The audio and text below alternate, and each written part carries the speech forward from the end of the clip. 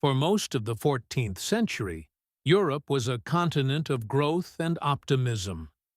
Trade routes were expanding, cities were flourishing, cathedrals rose higher than ever before, and universities were spreading knowledge across kingdoms.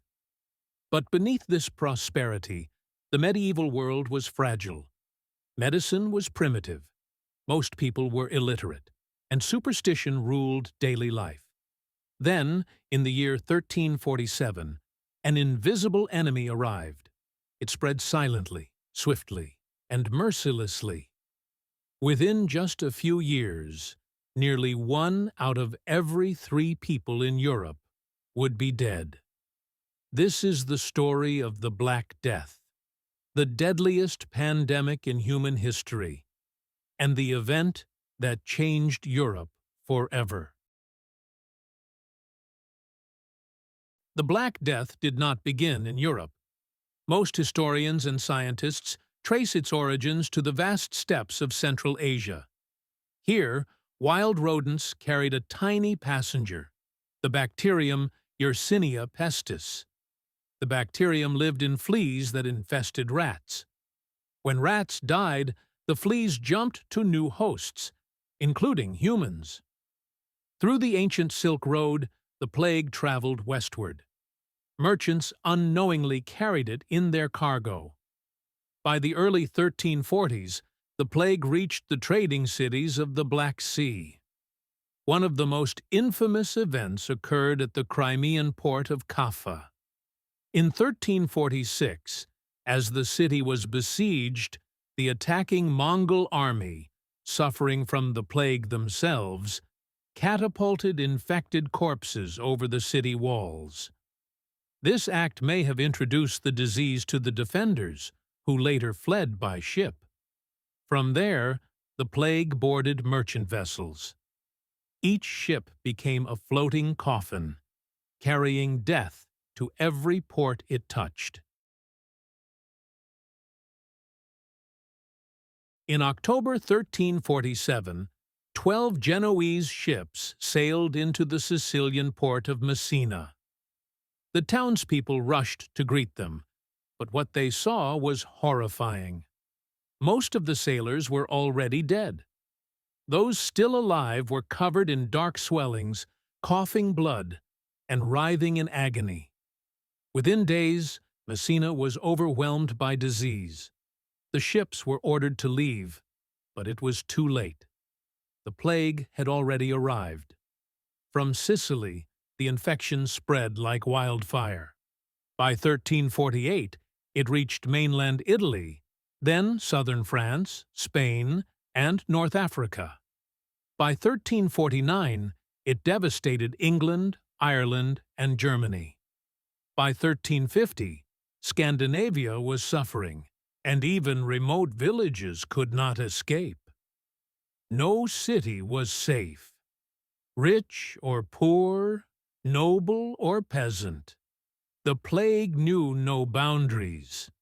It killed with terrifying speed, leaving entire towns deserted. People called it the Great Pestilence, or simply the Death. Only later would it be known as the Black Death. Victims developed painful swellings in the armpits and groin called buboes. These lumps turned black, gave off a foul smell, and oozed pus. Fevers spiked, chills shook the body, and within just a few days, most were dead. Some victims coughed blood, suggesting the plague could spread through the air. Others developed black spots on their skin as blood vessels collapsed. For medieval people, it felt like the end of the world. Families abandoned their own relatives. Priests refused last rites. Streets were filled with corpses. In some cities, carts rolled daily to collect the dead, while in others, mass graves swallowed thousands at once. One Italian writer, Agnolo di Tura, described how he buried his 5 children with his own hands.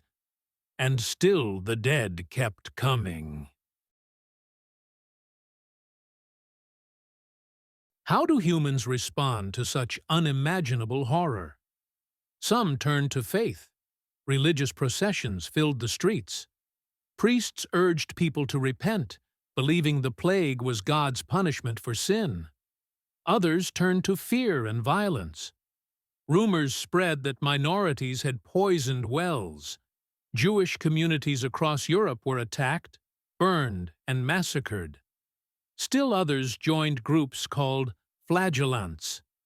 Dressed in robes, they marched from town to town, whipping themselves in hopes that God would forgive humanity's sins. At the same time, many simply gave up. Some lived recklessly, believing the world was ending. Drinking, feasting, and lawlessness grew in plague-stricken cities. The plague exposed both the best and worst of human nature. By the time the first wave of plague subsided around 1353, between 25 and 50 million Europeans were dead, nearly a third of the population. Entire villages disappeared, abandoned by survivors.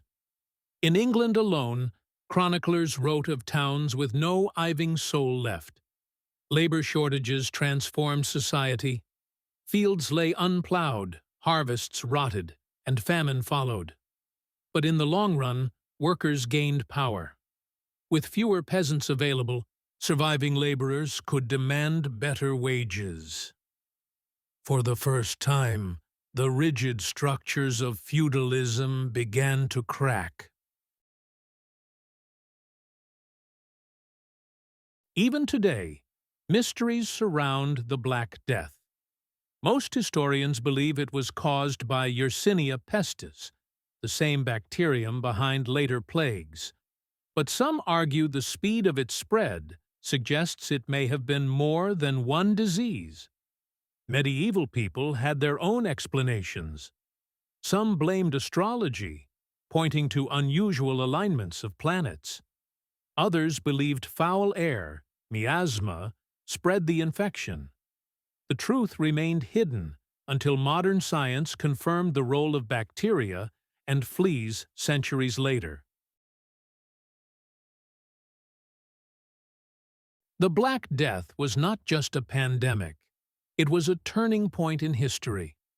It brought unimaginable suffering, but also forced Europe to change, socially, economically, and culturally. It weakened old systems and cleared the way for new ideas. From the darkness of death came the seeds of rebirth. The Renaissance, the scientific revolution, and the modern world all carry echoes of those terrible years in the 14th century.